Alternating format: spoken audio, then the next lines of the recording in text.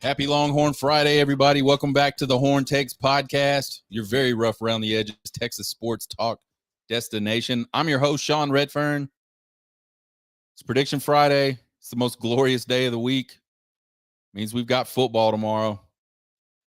It's crazy, man. It's nuts how college football fans are. I'm one of them.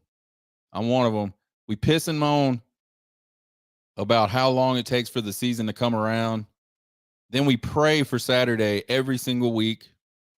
And then we wake up at some point in November, late October, and we go, holy shit, where has the football season gone? Why is it almost over? 4 more regular season games. Possibly a Big 12 championship game for the Texas Longhorns. And then from there, who knows? I think we're kind of set up for a wild finish in college football this year. There's going to be a lot of arguing for sure. Who deserves to be where, who doesn't. For those Texas Longhorns, it's time to finish. Time to finish. We'll do our Trace Otra games today. We'll have 4 keys and a prediction for the Kansas State game this Saturday. And then we got some random sports thoughts. We're changing it from random college football thoughts because we're starting up basketball season here pretty quick. The baseball teams are doing some fall stuff.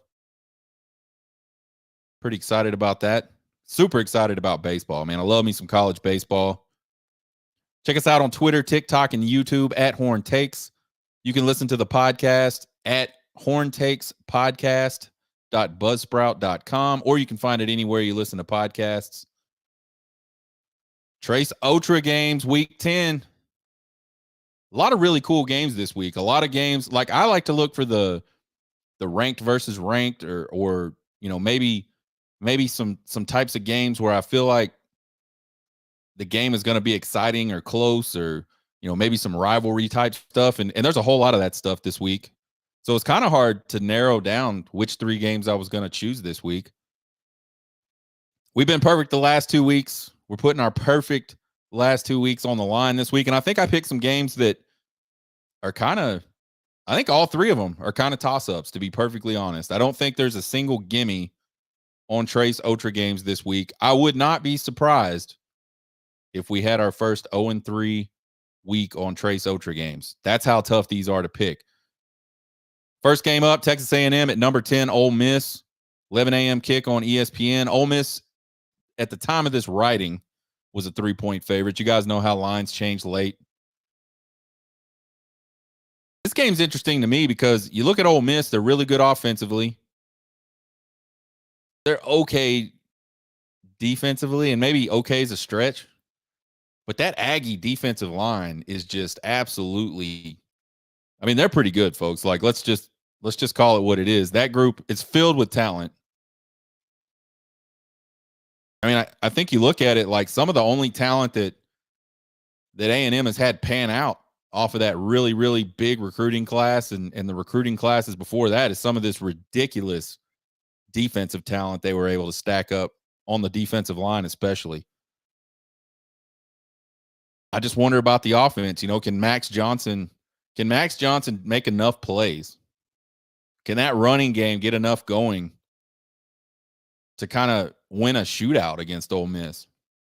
I think if you're Lane Kiffin and Ole Miss, this is the type of late season SEC game you kind of have to win. I know A&M's not having the greatest season, but they're a formidable foe. And I think if you're Lane Kiffin, you're Ole Miss, this is the type of game you got to win to kind of take the next step as a program. Couldn't get over the Bama hump, but they're still sitting in a good position.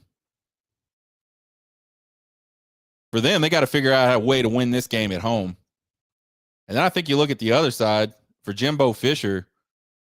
You know, I think you got to start asking the question, could this be the beginning of the end for Jimbo Fisher's tenure in Aggieville? Like, is a loss like this on the road to a really, you know, Ole Miss is top 10 team. So, you know, just looking at it on the surface, not that big a deal. but have the Aggie fans finally started having enough?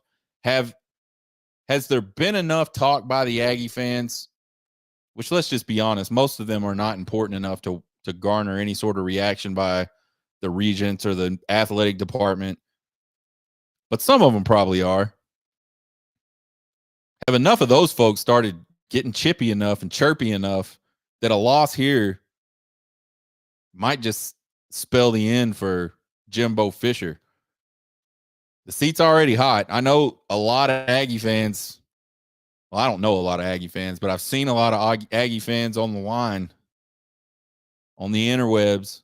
They're upset with the way things are going. They don't understand how you can stack that much talent and not win some games. And then I think, you dropped a 3-3 in conference on Saturday.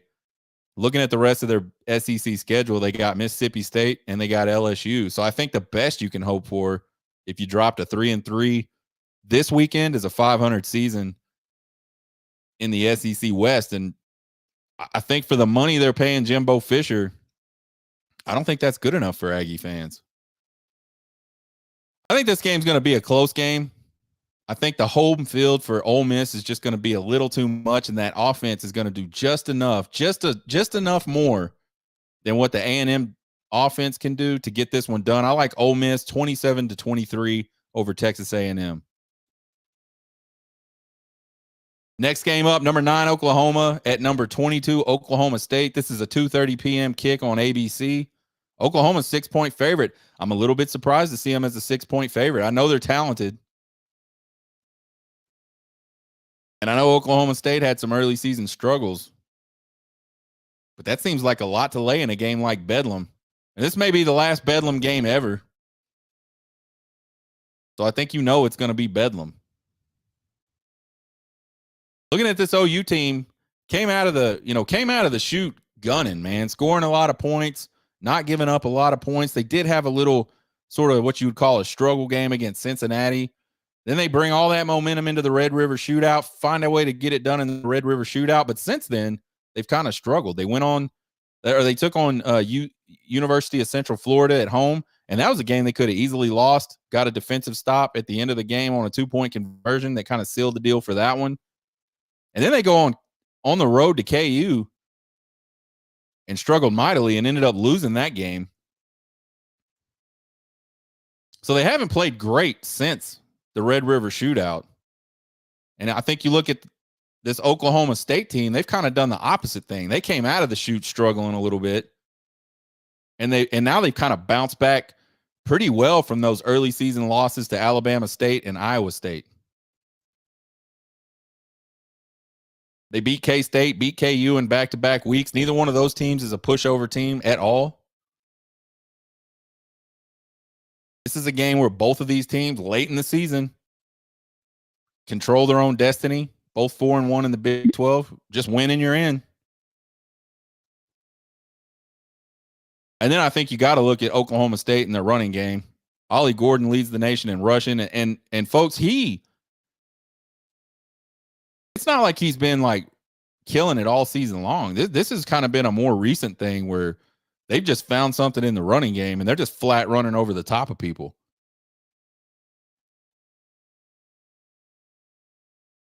I think, home field advantage is always a plus, I think, especially big time college football. I mean, I'm not talking about just because you're at home, you got an edge. That place is going to be crazy. Stillwater is going to be an absolute nut house. If this game was at night, which it absolutely should be, I don't know. They may set records for like earthquakes and decimal levels and all that stuff. Decibel levels. I said decimal. My bad, y'all. It's Friday. Hey, I went to brunch this morning, so give me a break. I have had a little alcohol today already. But yeah, man, I think the home field is big for Oklahoma State in this game. And OU struggling on the road, man. We talked about it. Cincy, they did not play that well. KU, they did not play that well, and they lost. I think we're about to see some craziness in Bedlam, and I think Oklahoma State's going to figure out a way to win this game. Get the upset over Oklahoma 33-31. Number 14, LSU at number 8, Alabama. This is a 6:45 p.m. kick on CBS. Kind of a rare night game on CBS. At the time of this writing, Bama was a 3-point favorite. For Jaden Daniels, this is a huge opportunity to sort of solidify himself as a Heisman finalist.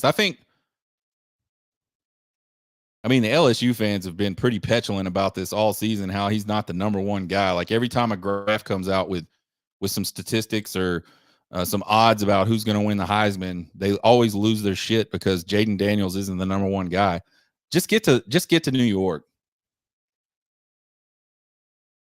Just keep playing. Like he can't do anything about the past. All he can do is something about the future. And I think going into Tuscaloosa, having a big game against Alabama and figuring out a way to get LSU out of there with a win, that'd be a pretty defining moment for a guy that statistically is probably a shoe-in as a Heisman final. I think to keep him out of New York in December, like he would just have to have some sort of epic meltdown type game. His statistics are that good. And even then, like, who do you move up? I don't know. It's going to be interesting these last few weeks if you're thinking about just the Heisman. There's a lot of big games coming up for a lot of these guys that are sort of in contention for this.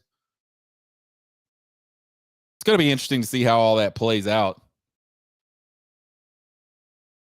The other thing, you win this game, LSU, and you're possibly sitting at top alone in the SEC West. A&M gets an upset over Ole Miss. You get the upset over Bama. You're sitting alone. SEC West once again with games at A&M or games with A&M. And I don't know who LSU's other opponent is in the SEC play the rest of this year, but so it's a huge opportunity for LSU.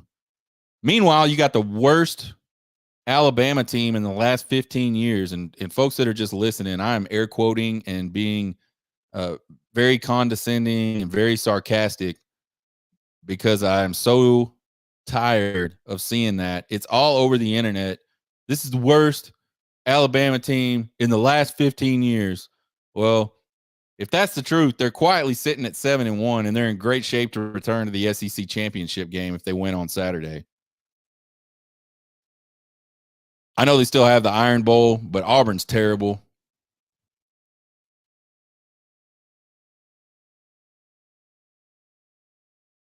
I just don't understand. I don't understand the need to say that this is the worst Bama team. And I will say this, probably the most vulnerable Bama team we've seen in a very long time.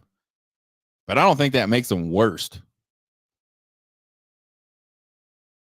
And then also, let's say they are the worst. Man, Bama's been really freaking good the last 15 years. So being the worst of badass, being the worst team in like a 15-year dynasty,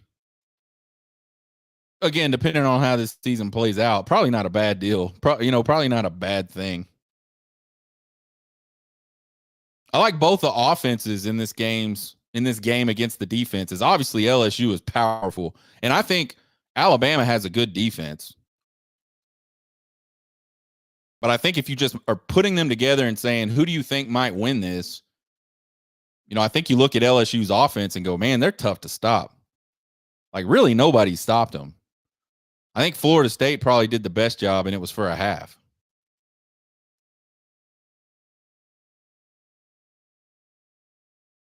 And then you flip it around. LSU's struggled on defense. The games they've lost is because they couldn't stop anybody. They've almost lost some games where they couldn't stop any.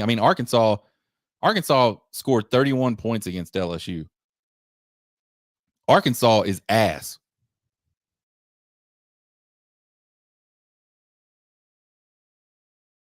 And you got to think Alabama's offense, although it started slow, you had a brand new quarterback. You did some flippy flopping on your quarterback, finally get back to the guy it should have been always, Jalen Milroe. He's had some time to play some games. And the interesting thing about Jalen Milroe and this Alabama offense, they're not scoring a ton. I think they average right around 30 points a game. But their defense is so good, and they make these big plays. They've got big play ability. And they would have scored a lot more points this season had they not shot themselves in the foot a whole lot. So to me, I think whichever defense can make a few key plays in this game is the team that's going to win. I mean, I can see this being kind of like a pretty close throughout, back and forth type of deal. You know, one of your old fashioned SEC slugfest type games that people always romance and talk about. I guess romanticize. And in that type of game, give me Nick Saban over Brian Kelly any day of the week. I think the Bama defense is going to do enough to slow down LSU just enough. And they're not going to slow down LSU, but I think they do just enough. They make just enough plays to squeeze out a win, take firm hold of that SEC West with 2 games to go. I think Bama wins this one 33-27 over LSU. All right, 4 keys and a prediction for the Texas versus Kansas State game this weekend.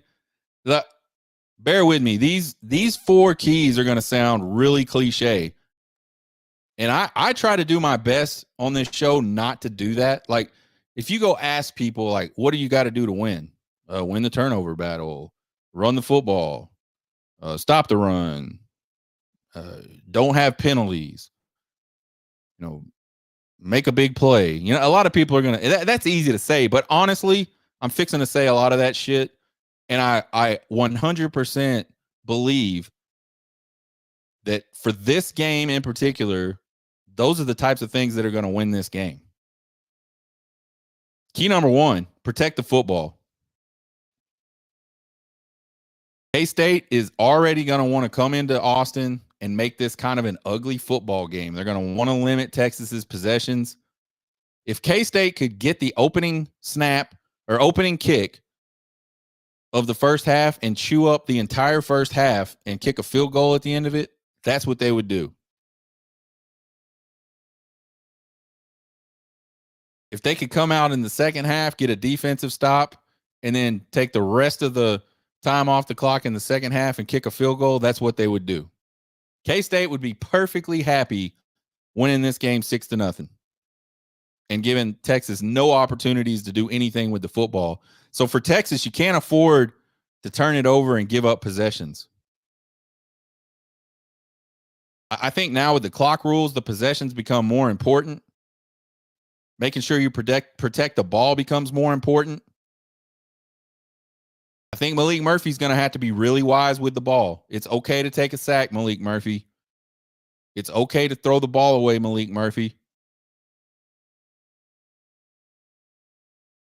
If he just starts sort of willy-nilly throwing the ball down the field into coverage, taking chances, I think K-State's good enough to capitalize on some of that and take the ball away. K-State has 2 losses this season, and in both of those games, they did not have a single takeaway. So teams that protect the ball against K-State have a good chance of beating K-State. And for Texas, don't turn it over, and you're going to have a good shot to win this game on Saturday. Number 2, break tendencies. We haven't talked about this one all season. I think K-State's got a really good coaching staff, and I think they've broke down enough of this film. And I know Sark is all over the place, but there's got to be something there. There's got to be something that maybe even Sark doesn't realize. And this K-State coaching staff is going to hone in on that, and they're going to have a game plan to attack that.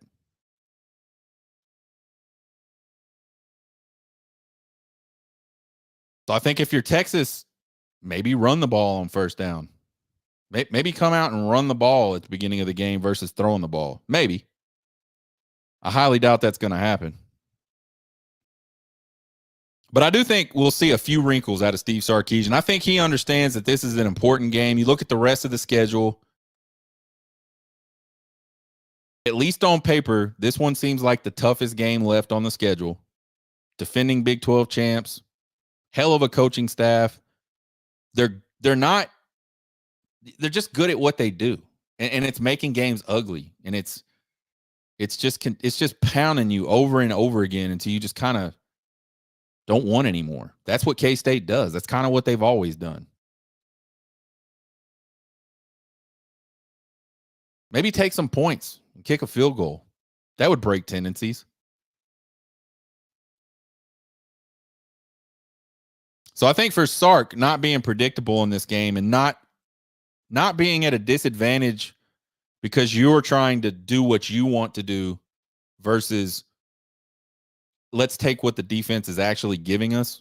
Let's do something that we wouldn't normally do here because we think they know that that's what we want to do here. I think something like that could create one big play. And I think this is the type of game where one big play might be the difference in the game. Number 3, stop the run. Again, I know it's cliche, but K-State is one of the best running teams in the country. I think if you can take that away from them, they get uncomfortable. A lot of their runs are QB designed runs. That to me, that's when they're at their best. I don't know what it is about K-State and their quarterback running game, and it's been like this. Man, it's been like this for a long time. It is just deadly. So I think if you can slow all that down, maybe get them behind a little bit and force them to pass. I don't think they want to do that. I'm not saying K-State can't throw the ball. I don't think that's what they want to do, and I don't think it's their bread and butter. And I think if you're any opposing team against Kansas State, you're much more comfortable if you have shut down the run and put them in a position where they got to pass now. And I think that's a good opportunity to create more turnovers. And again, you create more turnovers, you take possessions away from the other team. That is important in the game of football.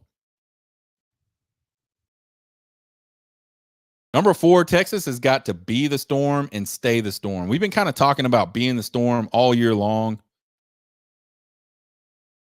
What I originally was referring to about being the storm was, going into a hostile environment. I think we talked about this for the very first time as Texas was headed into Tuscaloosa to play Alabama early in the season. You don't want to go in and weather the storm in a game. You want to go in and be the storm. So for the first, there's always seems in these big type matchups, there's always like some chaos that goes on early in these games. You want to be the team that's creating all that chaos. Go look at the Red River Shootout. The beginning of that game was ridiculous. And it was all Oklahoma being the storm. They took the ball in the second play of the game. They went and scored a touchdown. They took the ball again down at the goal line. Granted, Texas did end up getting a blocked punt for a touchdown there. But point being, Oklahoma was clearly more chaotic and more disruptive early in that game than Texas was. Once the two teams kind of settled down and got past that point in the game, it was a really even football game the rest of the game. So I think there's a huge opportunity to come in and be chaotic and be the storm early and separate yourself from the other team. Now I think you got to talk about how do we continue doing that? Because we haven't really seen Texas do that this season. We haven't really seen Texas come in, start fast, stay fast all season long. And if you're going to be a championship caliber type team, you got to figure that out. You call it what you want. It all gas, no brakes, be the storm, stay the storm, whatever silly thing you can come up with. Like, they got to figure out how to actually do that more consistently. I mean, to me, that just shows that you're prepared, you're confident when you can start a game that you know the other team's going to be jacked up for. And you just come in and put them to bed like immediately. You take all that energy and just throw it right back at them.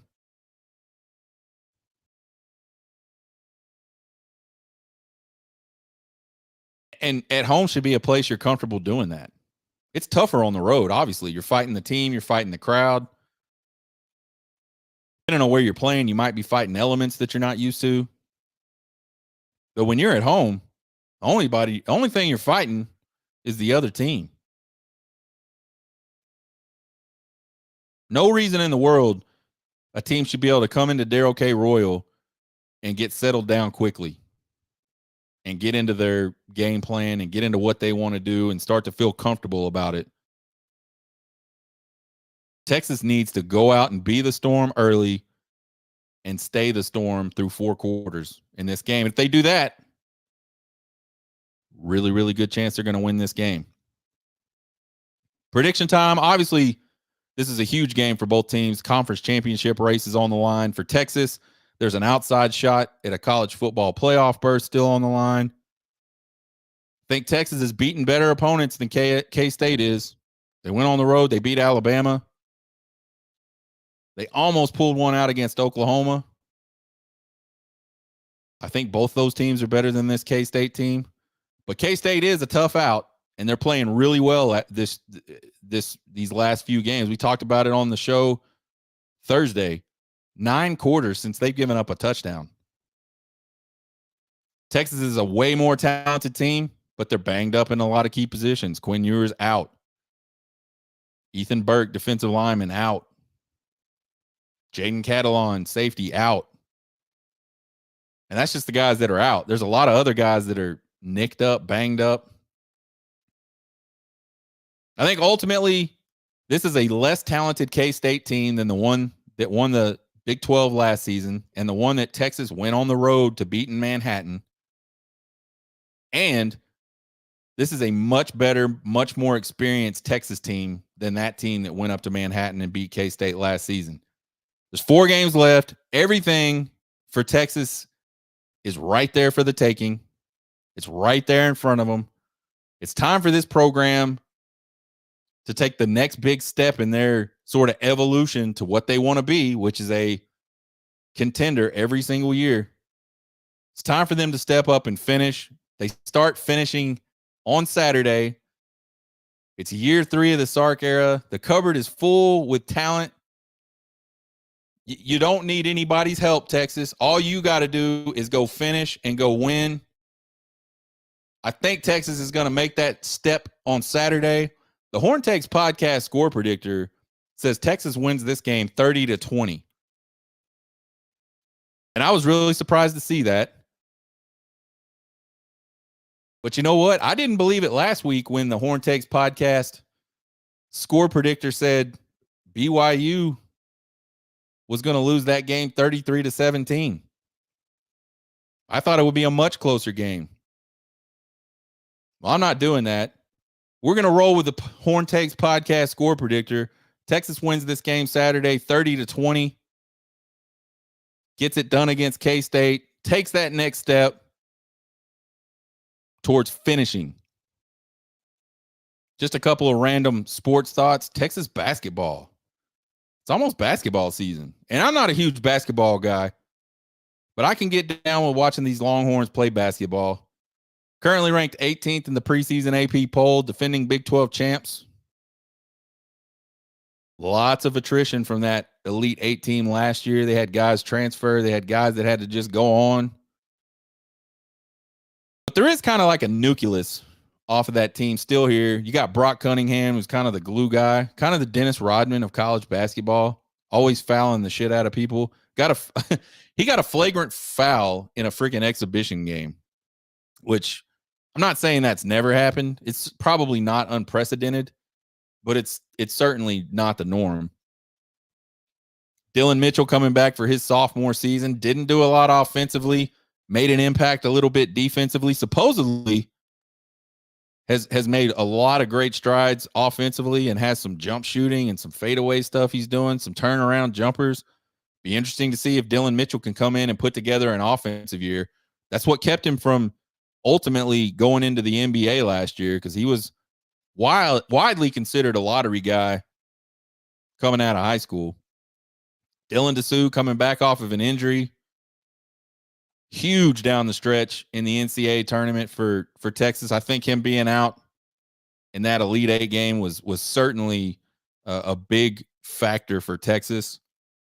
Tyrese Hunter coming back for his junior year, I think, transfer from Iowa State. He had a good year last year, and there's some grad transfers that have come in. So I think they have a pretty experienced group of guys. It's just kind of a different experienced group of guys. Be real interesting to see what Rodney Terry can do in his first full season at the helm. He took over that team in a bad situation last year, not too far into the season, early December. And I think luckily he had the type of talent on that team where it was probably the best way you could take over a team in that type of situation. But he did a really good job holding that team together, pushing deep into the tournament, something Texas hasn't done in a long time. Did see that 2023 class fall apart a little bit. Had a couple of really highly rated guys committed that I think they both ended up going to the European League or the G League or something. But he has recruited pretty well in this 2024 class. First game of the season, Monday night, November 6th. It's 6 p.m. They got Incarnate Word there at the Moody Center. So we'll watch that. We'll have something to say about that on next Tuesday on After Action Review Tuesday. We'll After Action review the basketball game. Probably have something to say about a preview of that game on Monday. Man, maybe we won't. Maybe we won't on Exaggeration Monday. Texas baseball's got the Fall World Series going on. They started last night at 6 p.m. They played tonight at 6 p.m. there at Dish Falk, and then Sunday at 1 p.m. There's no TV, no radio that I'm aware of for either of those games. And it's all inter-squad stuff. But I bet you the gates will be open. If you're in the Austin area, you want to go see some baseball, go check out the Longhorns. Last year's team was like loaded with potential draft guys, and somehow they managed to survive the draft. They only lost Dylan Campbell and Lucas Gordon.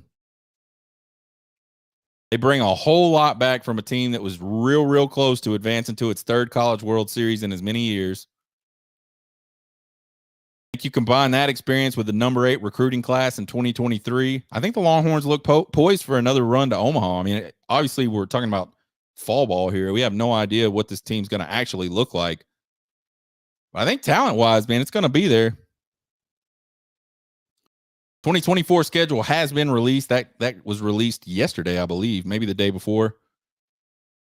Not as tough of a non-conference as we're usually used to seeing for Texas. I don't know if that's maybe a scheduling conflict type of thing, or if maybe that's a David Pierce philosophy type thing. Not 100% sure. But there are some notables. March 1st, they get LSU. March 3rd, they get Vanderbilt. And that's at the whatever that Houston baseball kickoff classic thing is. Texas State will also be at that. And Texas State's a team that doesn't have a lot of baseball tradition, but has been pretty good the last few years in baseball. And then March 5th, they turn around on a Tuesday. I believe it's a Tuesday. And have a midweek with Texas A&M, who's highly ranked this season. Really talented roster. So in that little stretch right there, Texas is going to get a pretty good idea of, kind of what they may look like. Kind of what their prospects are of advancing deep into the College World Series tournament, NCAA tournament. Check us out Monday. We'll do Exaggeration Monday, folks. And, man, I have a feeling it's going to be a good one. I think this K-State game is going to elicit a lot of emotions out of Drunk Sean. We'll do some random college football thoughts from the weekend. Check out the podcast anywhere you listen to podcasts. You can check us out on Twitter, TikTok, and YouTube at Horn Takes. Follow and subscribe. Won't cost you guys a thing. We appreciate the support. Email me at horntakespodcast@gmail.com with all your questions, comments, concerns, and criticisms. I love them all. You guys have a good Longhorn Friday, a good weekend. Hook 'em, Texas. Let's go beat those Kansas State Wildcats. You guys get hooked.